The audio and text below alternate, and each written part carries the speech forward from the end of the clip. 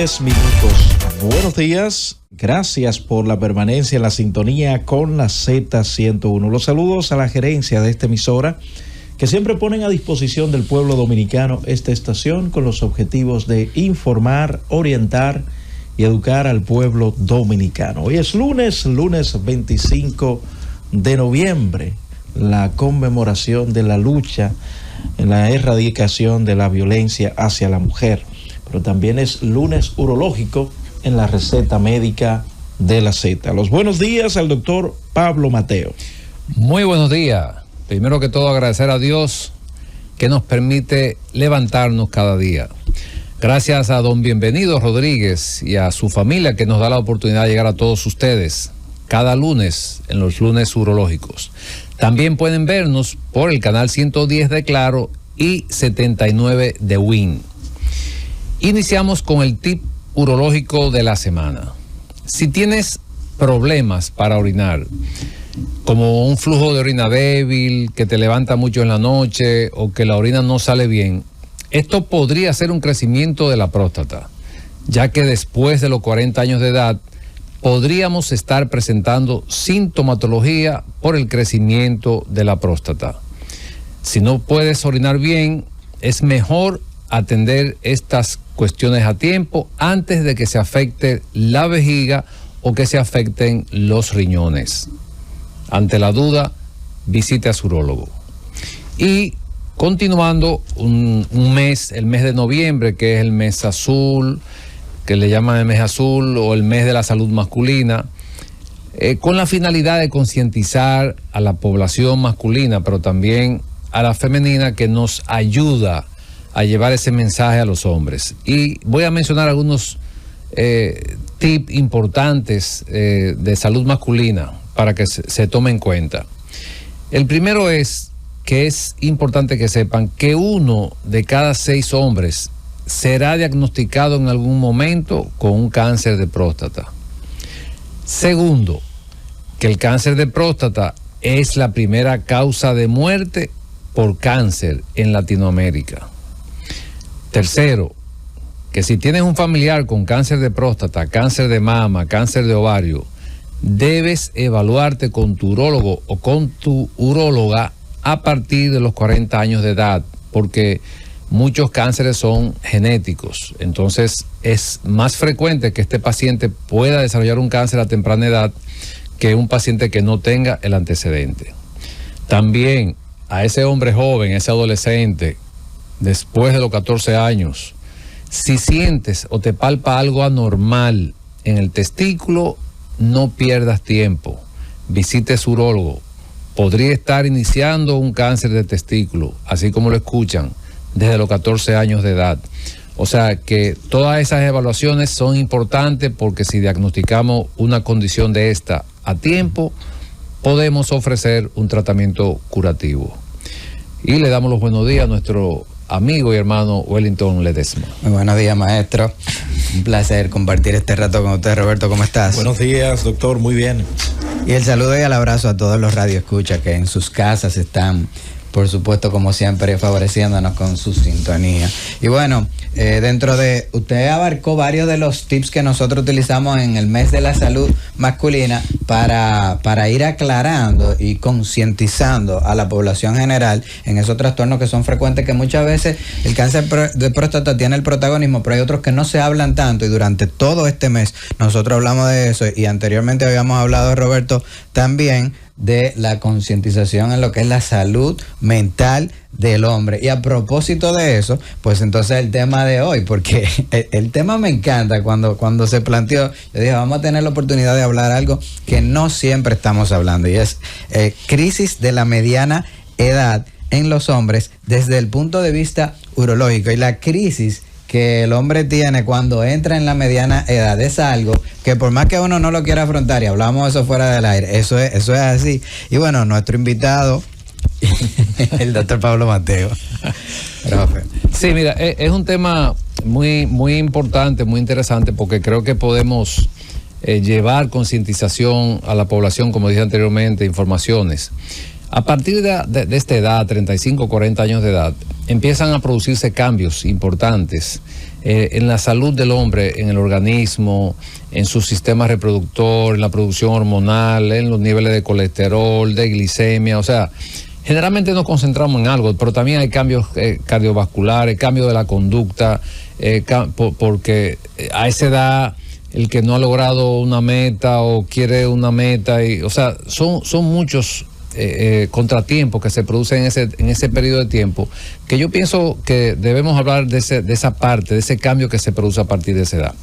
Y también, lógicamente, tenemos que incluir los cambios en la esfera sexual, porque cuando los pacientes van quejándose de alguna condición en este sentido, lo que dicen es cuando yo tenía, pero precisamente no vamos a ser igual todo el tiempo. En ese momento se producen esos cambios que si nosotros no ponemos o no cambiamos nuestro estilo, nuestros hábitos, entonces nos van a afectar mucho más profundamente. Y podemos empezar diciendo, por ejemplo, como dije anteriormente, que fue el tip de hoy, que ya a partir de esa edad la próstata empieza a crecer. No quiere decir que haya cáncer, ni quiere decir necesariamente que ese paciente deba ser tratado, pero al producirse un cambio y un crecimiento de la próstata ya a partir de los 40 años, ya el hombre empieza a tener síntomas urinarios que pueden ser leves, moderados, severos, dependiendo. Hay pacientes que ya a los 40 años hay que operarlo. No son tan frecuentes, pero sí ocurre esto. ¿Por qué? Porque ya la próstata ha crecido y no responde a medicamentos. Pero también se produce un cambio importante a nivel de la conducta, de la esfera psicológica, como tú mencionabas, Wellington, que también hay que tomarlo en cuenta. Ese hombre que a esa edad todavía, como dije anteriormente, no ha logrado una meta o se traza una meta y dice, pero ya yo tengo 40 años, estoy a mitad de la vida, tengo que hacer algo, y eso produce mucha ansiedad en esa etapa de la vida. Además de la preocupación del crecimiento de la próstata y del cáncer de próstata, doctor, ¿cuál es la mayor preocupación en los hombres cuando ya están doblando la curvita de la Paraguay, como se dice popularmente, en la edad? Mira, lo que más preocupa es el cambio hormonal que se produce, el cambio, el declive o la disminución de la producción hormonal. Esto se puede controlar, lógicamente. No es lo mismo un hombre que haga ejercicio, que lleve una alimentación sana, que duerma bien, a un hombre que es la mayoría que no hacen nada de esto. Entonces, probablemente ese hombre que no hace ejercicio, que fuma, que bebe, que no duerme lo suficiente, es un hombre que ya a partir de los 35 o 40 años de edad, probablemente más temprano, puede sentir algunos cambios en ese estado de ánimo, porque aquí empieza la testosterona a bajar. No quiere decir, que es un tema interesantísimo esto, no quiere decir que porque la testosterona empiece a bajar, hay que usar testosterona. Siempre se hace con un criterio claro y definido. ¿Y a qué me refiero? Si nosotros realizamos las indicaciones de análisis en sangre y este hombre tiene sus parámetros normales, entonces no necesita suplementarse con testosterona. Esto lo hacemos cuando hay una deficiencia comprobada, siempre y cuando no podamos ayudar a este paciente a que, cambiando sus hábitos, pueda recuperar la testosterona, porque es importante que se sepa que en muchos pacientes, con cambiar los hábitos de ejercicio y de alimentación, podemos hacer que recupere la testosterona. Entonces, esta parte es importante, un buen historial clínico para nosotros saber que ese paciente pues está en esa deficiencia. Y la otra parte que afecta mucho a partir de esta edad son los cambios en la esfera sexual del hombre también, que están relacionados con el tiempo, con los problemas circulatorios, con los problemas hormonales, con el estado de la esfera mental, de la actitud. Todo eso pues afecta a la esfera sexual también. La gente tiende a tener en su cerebro que el hombre, porque anteriormente mi abuelo vivió 80 años, sí, 75 años, 90 años, 100 años, y por alguna razón la gente tiende a abrazar ese concepto para decir, yo me voy a perpetuar, yo voy a durar 100 años. La realidad es que uno tiene que hablar de lo que es la expectativa de vida, que va variando de acuerdo al entorno donde uno vive. Quizás en Europa hay personas que la mayoría de ellos van a vivir 80 años. En Latinoamérica muchas veces oscila entre 70 y 75 años. Puede ser incluso en algunos sitios la esperanza de vida más bajita de ahí, 65 años. La realidad es que hace 40 años, antes de todos estos avances médicos, la gente vivía 60 años, 65 años. Es decir, nosotros le hemos ganado media década, una década, la expectativa, la esperanza de vida. Y eso es gracias a la medicina. Entonces hay que ser conscientes de esto, porque cuando usted llegó a la mediana edad, 40 años, usted está con mucha suerte o sobrepasó, está en la mitad de su vida. Y todos estos consejos que nosotros la mayor del tiempo estamos tratando de dar es para que, porque, bueno, si un amigo mío hacía muchísimo ejercicio y se murió como quiere, lo que tiende a decir la persona. La realidad no es lo mismo tu vida a los 60, 70 años si hiciste ejercicio que si no hiciste ejercicio. Eso es correcto. La calidad de vida, señores, es sumamente importante. Pero estas crisis que se habla, doctor, en el ámbito urológico, en la salud masculina, sí, a veces podría comenzar a más temprana edad. Sí, mira, Roberto, yo cuando veo una consulta que me llama mucho la atención, a mí me gusta investigar para ver qué respuesta yo le voy a dar a este paciente, porque no lo sabemos todo, o sea, cada día aprendemos más.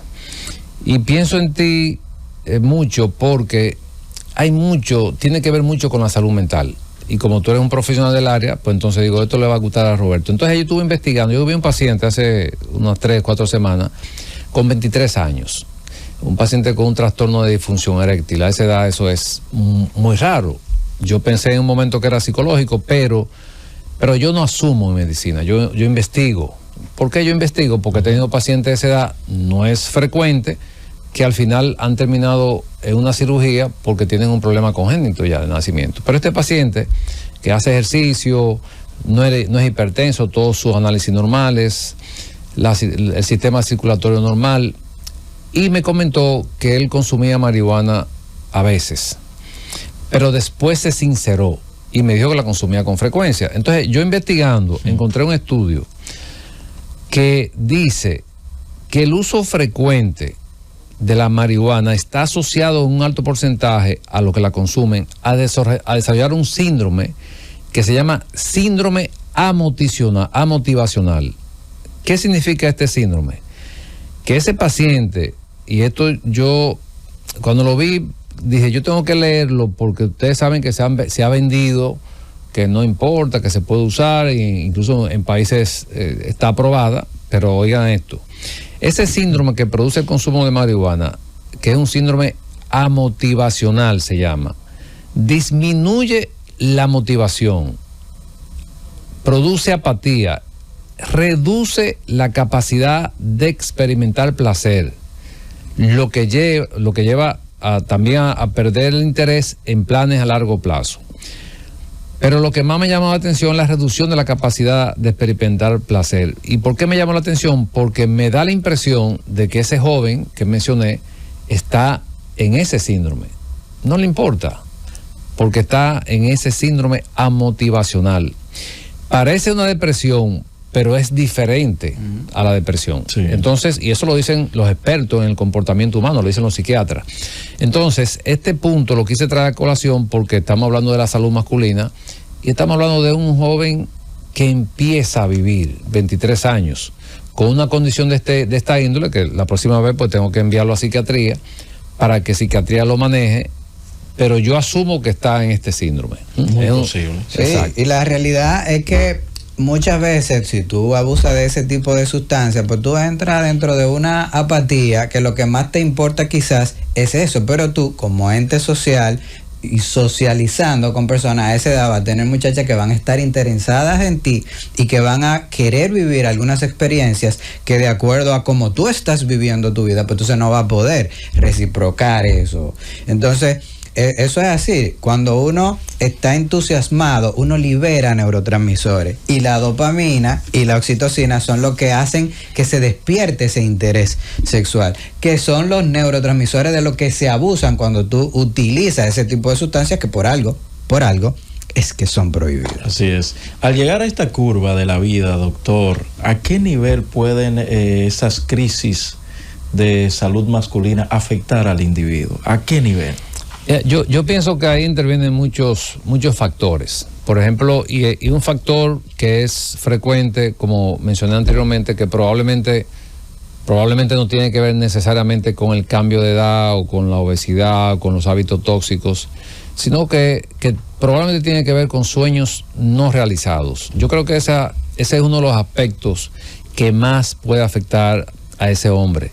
Y es contradictorio porque hoy en día tenemos tantas facilidades de realizar nuestros sueños, diferente a como ocurría anteriormente. Por ejemplo, para tú estudiar era difícil.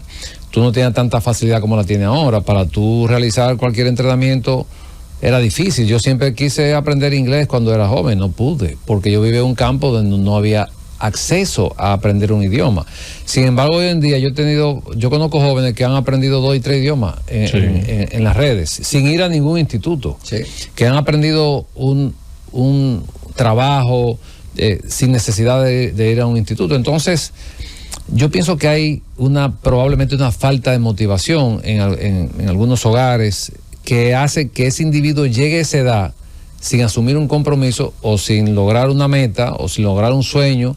Y eso es, desde mi punto de vista, a lo mejor estoy equivocado, pero creo que es una de las cosas que más puede afectar a un hombre en esta edad. Aparte de todos los cambios que hemos mencionado, que tienen evidencia científica, que como habíamos hablado anteriormente, de los cambios hormonales, de las disfunciones eréctil, de los cambios cardiovasculares, que es otro problema.